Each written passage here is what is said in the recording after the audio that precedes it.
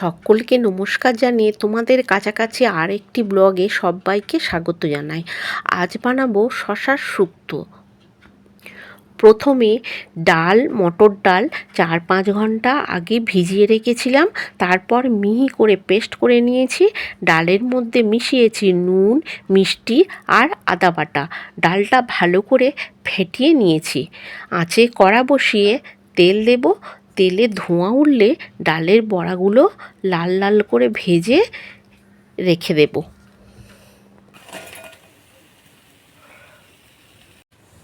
ওই গরম কড়াইয়ের মধ্যে কিছুটা তেল দেবো। তেল গরম হলে তেলের মধ্যে দেব তেজপাতা আর 1 চামচ 5 ফোড়ন, শুকনো লঙ্কা দেব। মশলা থেকে যখন সুন্দর গন্ধ বেরোবে তখন শশাগুলো পাতলা পাতলা করে কেটে রেখেছিলাম, সেই শশাগুলো ওই মশলার মধ্যে দিয়ে দেব। কুচনো শশাটা কড়াইয়ের মধ্যে দিয়ে ভালো করে নাড়াচাড়া করে নিয়ে 1 চামচ আদা বাটা দেব। আদা বাটার কাঁচা গন্ধ চলে যাওয়ার জন্য একটু নাড়াচাড়া করে নেব। খানিকক্ষণ নাড়াচাড়া করার পর একটু ঢাকা দিয়ে রান্না হতে দেব। প্রথমে নুন দেব না, শশা মজে এলে কিছুটা কমে যাবে, তারপর স্বাদ মতো নুন দেব।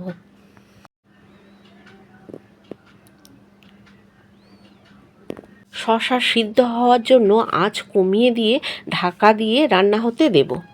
শশাটা কিছুটা মজে আসছে, এবার নুনটা দেব।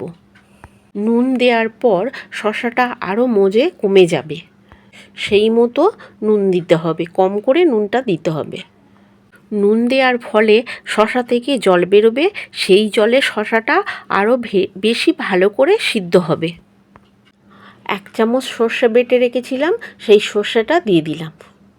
সর্ষে দিয়ে বেশি নাড়াচাড়া করব না, তেতো হয়ে যাবে। মশলা ধোয়া জলটাও দিয়ে দিলাম।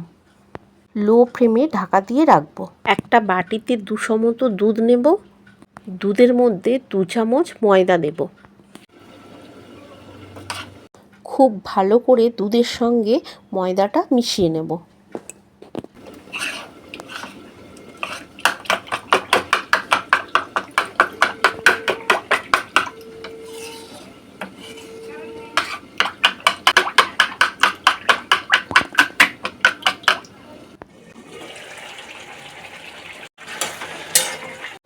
শশাগুলো খুব ভালো করে সিদ্ধ হয়ে গেছে, অনেকটা মজে কমেও গেছে। এবার দুধের মিশ্রণটা দিয়ে দেব।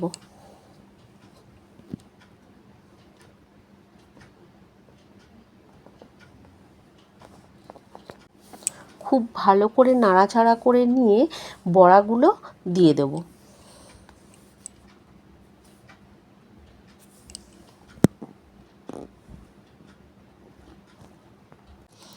এই রান্নাতে অনেকটা ঝোল রাখতে হবে, কারণ বড়াতে ঝোলটা সব টেনে নেবে। সেই জন্য যেরকম ঝোল চাইবেন সেই মতো জল দিয়ে ঝোলটা রেখে দেবেন।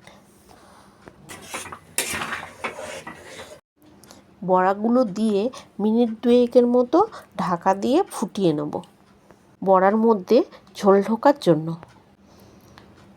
উপর থেকে 1 চামচ ঘি দিয়ে দিলাম।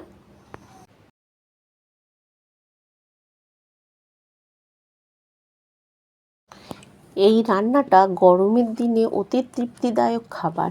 এই রান্নাতে হলুদ ব্যবহার হয় না। খুব কম মশলায় আর খুব সহজভাবে এই রান্নাটা করে নেওয়া যায়। খেতেও খুব সুস্বাদু হয়। গরম ভাতে এই শুক্তো খেতে দুর্দান্ত লাগে।